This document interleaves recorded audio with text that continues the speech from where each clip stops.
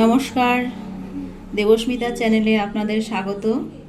আজকে আপনাদের সামনে আমি দেখাচ্ছি কচু শাকের রেসিপি। খুব অল্প উপকরণে একদম সাধারণ রান্না, সব কিছুই বাড়িতে থাকে। কচু শাকের একটা রেসিপি দেখাচ্ছি। আমি কচু শাকগুলো আগে থেকে কেটে নিয়েছি, ছোট ছোট করে টুকরো করে কেটে নিয়েছি, আর কেটে ধুয়ে পরিষ্কার করে নিয়েছি। তো আপনাদের সেটা আমি আর দেখাইনি, অন্য একদিন দেখাবো। কেটেছি ভালো করে, এই যে ছোট ছোট করে কেটে নিয়েছি, কেটে পরিষ্কার করে ধুয়ে নিয়েছি। এরপর আমি এই গ্যাসটা ধরিয়ে নিচ্ছি। গ্যাসটা ধরিয়ে নিয়ে এবার এই কড়াইটা বসিয়ে দেব। কড়াইটা বসিয়ে দেব। এরপরে কড়াইয়ের মধ্যে আমার যে কেটে রাখা কচু শাকগুলো আছে, এগুলো আমি এর মধ্যে কড়াইয়ের মধ্যে দিয়ে দেব। সব কচু শাকগুলোই দিয়ে দিচ্ছি। এরপর এর মধ্যে অল্প একটু জল দেব, আমি অল্প একটু জল দেবো, নইলে জল না দিলে জল এমনি বেরোবে এর থেকে, সামান্য একটু জল দিলাম।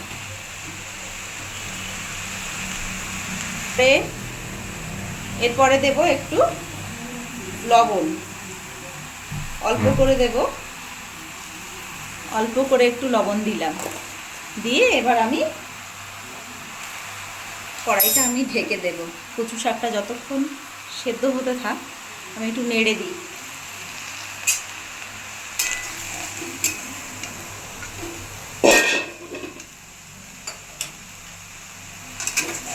এই যে একটু নেড়ে দিলাম, লবণটা যাতে মেখে যায় সবগুলোতে। দিয়ে আমি অল্প আঁচ দেব, দিয়ে এই কড়াইটা ঢেকে দেব। এবার এটা সেদ্ধ হতে থাক, তারপরে আমি কিছুক্ষণ পরে এটা খুলে দেখব। এরপর আবার একটু আমি দেখব ঢাকাটা খুলে কেমন হয়েছে। হ্যাঁ, এবার একটু নেড়ে দেব। হয়ে গেছে, আর একটু সময় দিলেই ভালো করে সেদ্ধটা হয়ে যাবে।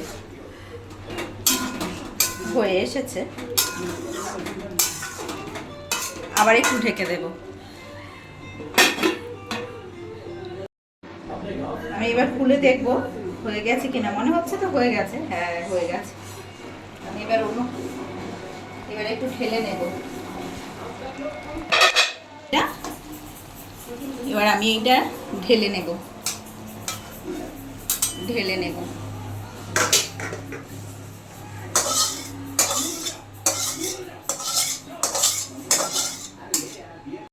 এই কড়াইটা আমি এবার ধুয়ে পরিষ্কার করে নিয়েছি ভালোভাবে। এবার কড়াইটা গরম হলেই আমি এর মধ্যে দিয়ে দেব তেল। কড়াইটা গরম হয়ে গেছে, এবার আমি এর মধ্যে দিয়ে দেবো একটু তেল। অল্প করে দিলাম। আমি একটু এর মধ্যে বাদামটা ভেজে নেব। এই যে বাদাম, এই বাদামটা আমি ভেজে নেব। তেলটা গরম হয়ে গেছে, দিয়ে দিই। দিয়ে এভাবে নাড়তে থাকবো।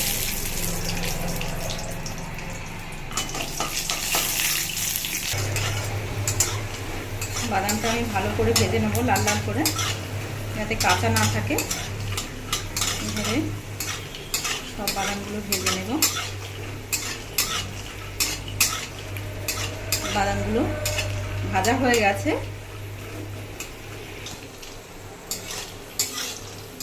হয়ে এসেছে, আমি এবার তুলে নেব বাদামটাকে। ভাজা হয়ে গেছে ভালোভাবে, বেশি ভাজলে আবার পুড়ে যাবে। ভাজা হয়ে গেছে। এবার আমি বাদামগুলোকে খোসা ছাড়িয়ে নেব। খোসা ছাড়িয়ে আধ ভাঙা করে নেব। এবার আমি বাদামগুলোকে এভাবে খোসা ছাড়িয়ে নেব। সব বাদামগুলোর এভাবে সব খোসা ছাড়িয়ে নেব।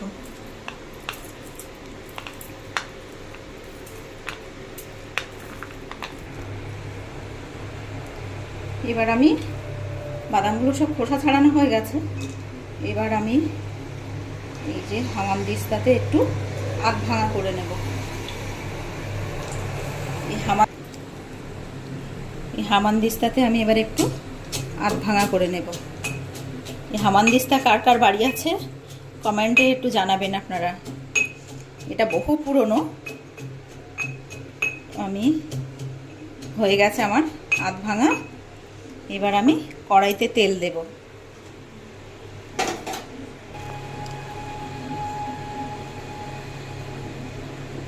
কড়াইতে তেল দিয়েছি। এরপরে একে একে সব উপকরণগুলো দেব। একটা শুকনো লঙ্কা, দুটো তেজপাতা,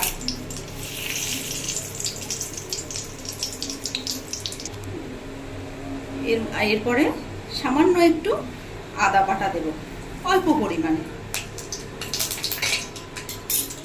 এরপরে এটাকে নাড়াচাড়া করে দেব।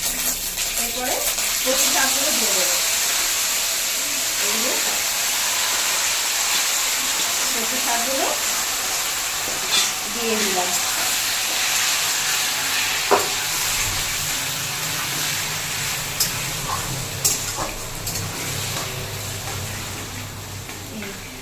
কচু শাকগুলো দিয়েছি। এরপরে দেব লবণ, স্বাদ মতো লবণ। যেহেতু আমি সেদ্ধর সময় লবণ দিয়েছি, সেজন্য লবণ আমাকে বুঝেই দিতে হবে।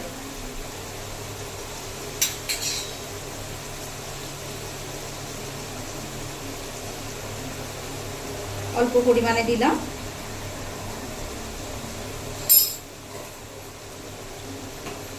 এরপরে দেব হলুদ গুঁড়ো,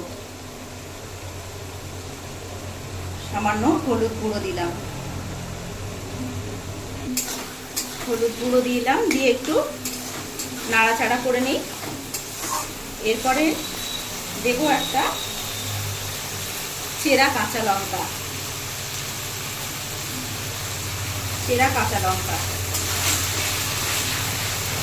এবার আস্তে আস্তে এটা আমি নাড়তে থাকবো।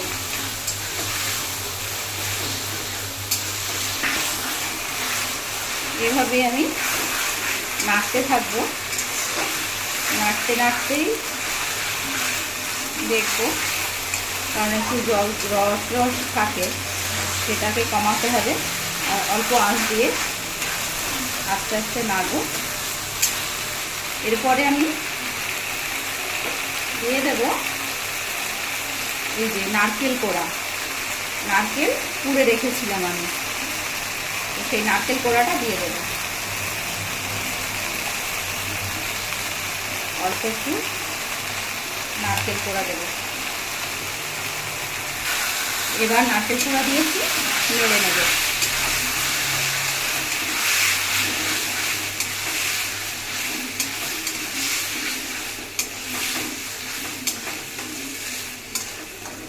নারকেল কোড়াটা দিলে রসটাও তাড়াতাড়ি কমে যাবে, জলে ভাবটা। এরপর আমি এর মধ্যে দেব বেটে রেখেছিলাম যে বাদামটা আধ ভাঙা করে, সেই বাদামটা দিয়ে দেবো। এই যে আধ ভাঙা করে রেখেছি, বাদামটা দিয়ে দেবো এর মধ্যে। আমি বাদামটা দেওয়ার পরে আমি এবার একটু নেড়ে নেব। অল্প আঁচ দিয়ে কন্টিনিউ নাড়তে হবে, নাড়তেই হবে।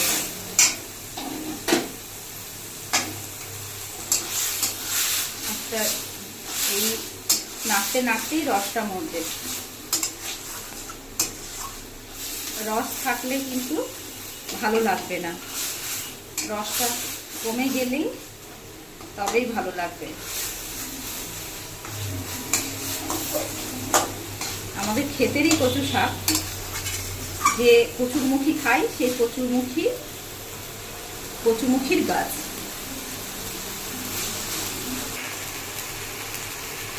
এরপর দেব আমি চিনি, স্বাদ মতো চিনি দিতে হবে। এবার আমার এটা হয়ে গেছে কচু শাক, দেখুন একদম হয়েই এসেছে। আমি এবার পাত্রে নামিয়ে নেব।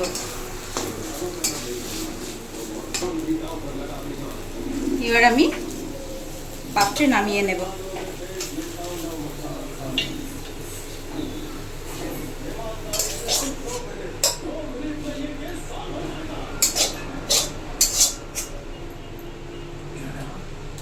এরপরে আমি এর উপরে এবার আমি এইভাবে গুছিয়ে নিয়েছি।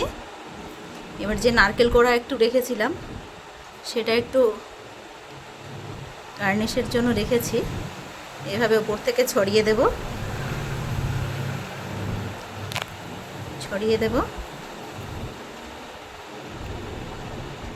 এরপরে একটু ভাজা বাদাম ওপর থেকে ছড়িয়ে দেব।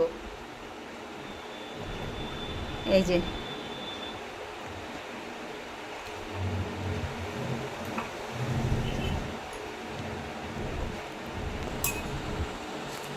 দেখুন কত সুন্দর লাগছে। এরকম কচু শাক আপনারা বাড়িতে একবার ট্রাই করে দেখবেন।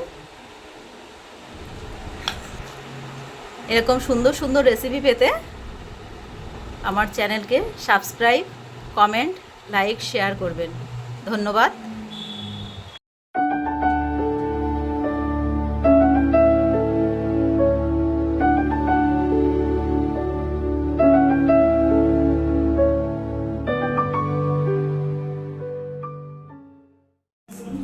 নমস্কার, দেবস্মিতা চ্যানেলে আপনাদের স্বাগত।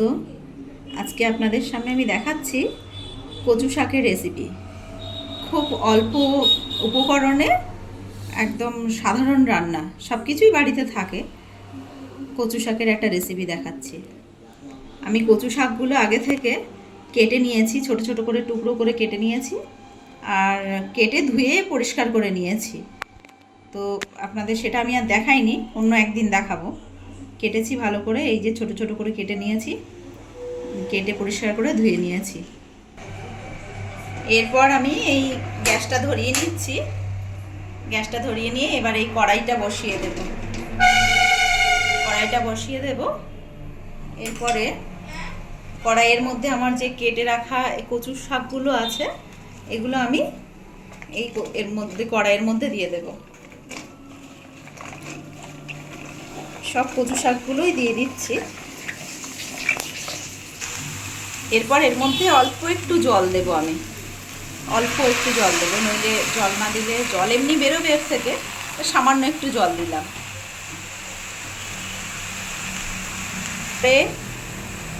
এরপরে দেব একটু লবণ, অল্প করে দেব, অল্প করে একটু লবণ দিলাম। দিয়ে এবার আমি কড়াইটা ঢেকে দেব। কচু শাকটা যতক্ষণ সেদ্ধ হতে থাক আমি একটু নেড়ে দিই।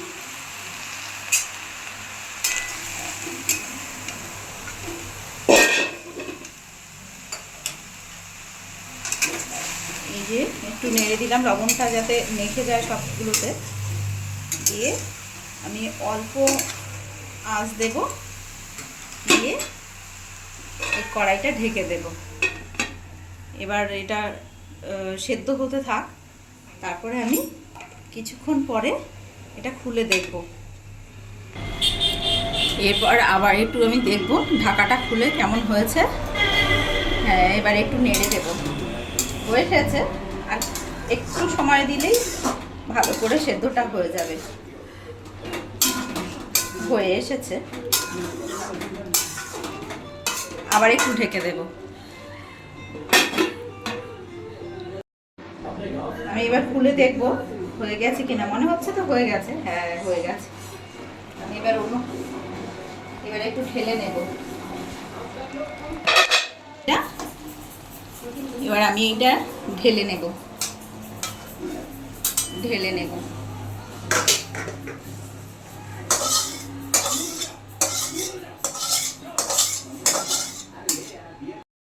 কড়াইটা আমি এবার ধুয়ে পরিষ্কার করে নিয়েছি ভালোভাবে।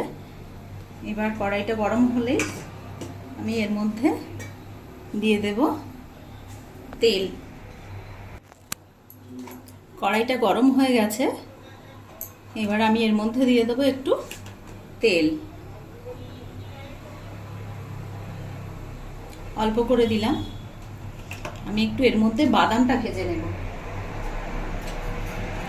এই যে বাদাম, এই বাদামটা আমি ভেজে নেব। তেলটা গরম হয়ে গেছে, দিয়ে দিই।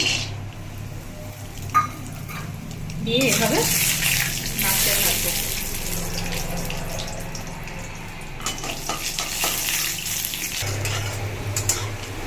বাদামটা আমি ভালো করে ভেজে নেব, লাল লাল করে, যাতে কাঁচা না থাকে।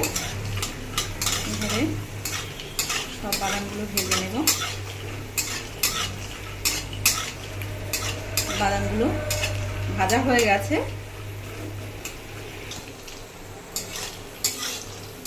হয়ে এসেছে। আমি এবার তুলে নেব বাদামটাকে। ভাজা হয়ে গেছে ভালোভাবে, বেশি ভাজলে আবার পুড়ে যাবে। ভাজা হয়ে গেছে। এবার আমি বাদামগুলোকে খোসা ছাড়িয়ে নেব। খোসা ছাড়িয়ে আধ ভাঙা করে নেব। এবার আমি বাদামগুলোকে এভাবে খোসা ছাড়িয়ে নেব। সব বাদামগুলোর এভাবে সব খোসা ছাড়িয়ে নেব।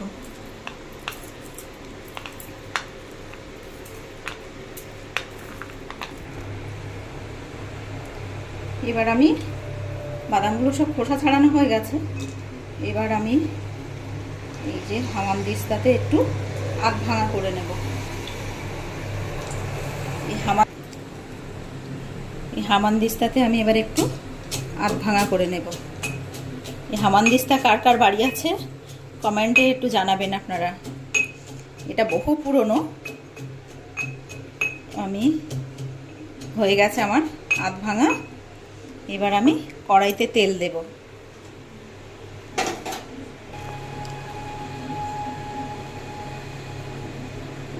কড়াইতে তেল দিয়েছি।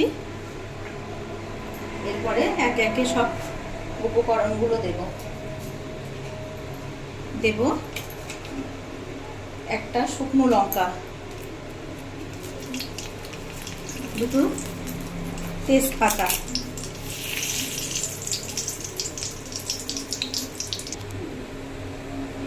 এরপরে সামান্য একটু আদা বাটা দেব, অল্প পরিমাণে। এরপরে এটাকে নাড়াচাড়া করে এরপরে কচু শাকগুলো দিয়ে দেবো। এই যে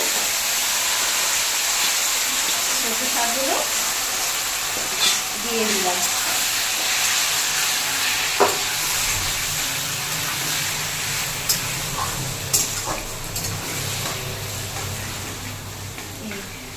কচু শাকগুলো দিয়েছি।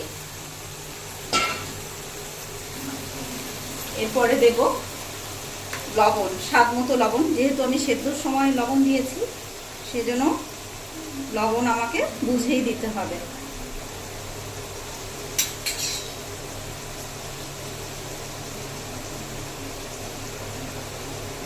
অল্প পরিমাণে দিলাম।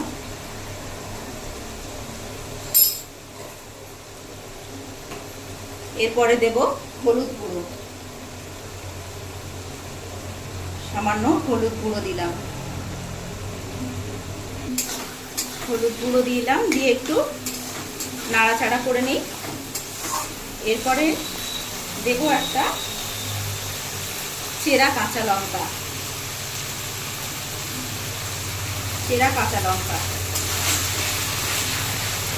এবার আস্তে আস্তে এটা আমি নাড়তে থাকবো।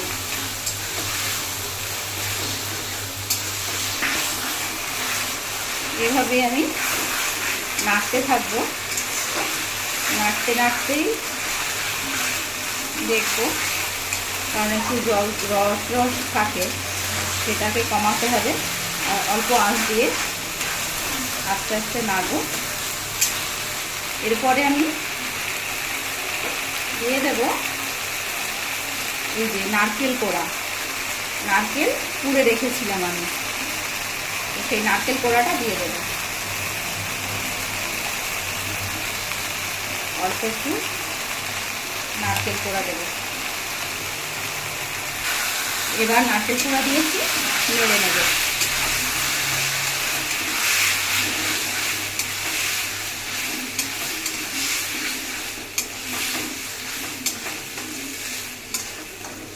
নারকেল কোড়াটা দিলে রসটাও তাড়াতাড়ি কমে যাবে, জল জলে ভাবটা। এরপর আমি এর মধ্যে দেব বেটে রেখেছিলাম যে বাদামটা, আধ ভাঙা করে, সেই বাদামটা দিয়ে দেবো। এই যে আধ ভাঙা করে রেখেছি, বাদামটা দিয়ে দেবো এর মধ্যে। আমি বাদামটা দেওয়ার পরে আমি এবার একটু নেড়ে নেব। অল্প আঁচ দিয়ে কন্টিনিউ নাড়তে হবে, নাড়তেই হবে।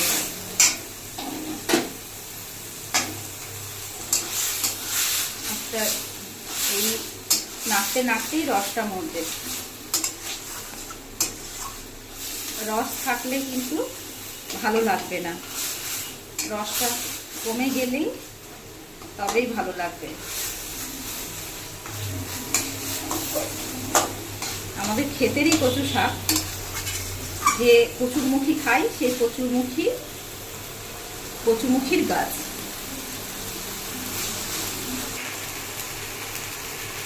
এরপর দেব আমি চিনি, স্বাদ মতো চিনি দিতে হবে।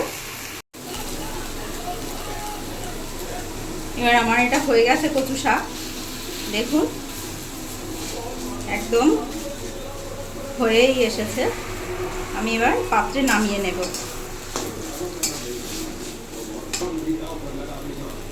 এবার আমি পাত্রে নামিয়ে নেব।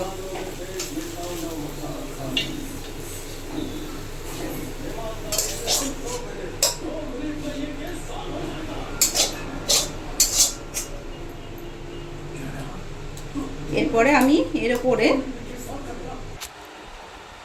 এবার আমি এইভাবে গুছিয়ে নিয়েছি। এবার যে নারকেল কোড়া একটু রেখেছিলাম সেটা একটু গার্নিশের জন্য রেখেছি, এভাবে উপর থেকে ছড়িয়ে দেব।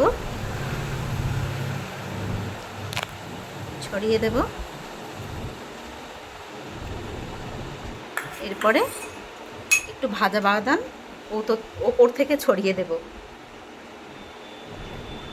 এই যে